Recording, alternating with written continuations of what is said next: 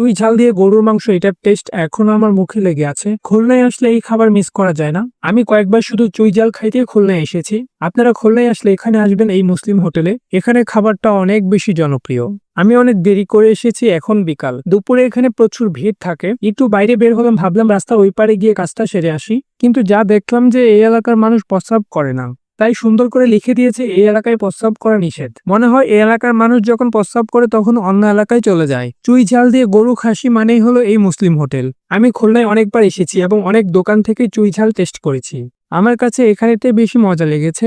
এটা হলো Bejerdanga bus stand থেকে একটু সামনে। এসব হোটেলে আপনি বসার জন্য উন্নত জায়গা পাবেন না, তবে খাবারের মান খুবই ভালো। খুলনার সব হোটেলেই আপনি চুই ঝালের গরু পাবেন। আশা করি অন্য যে কোনো হোটেল থেকে খাইলেও আপনি ভালো একটা টেস্ট পাবেন। আমার কাছে এখানের এবং খুলনা 0 পয়েন্টের ওখানে একটা দোকানের রান্না বেশ মজা লেগেছে। খুলনা মানে চুই ঝাল, আর চুই ঝাল মানেই হলো গরু দিয়ে মজা। চুই ঝাল দিয়ে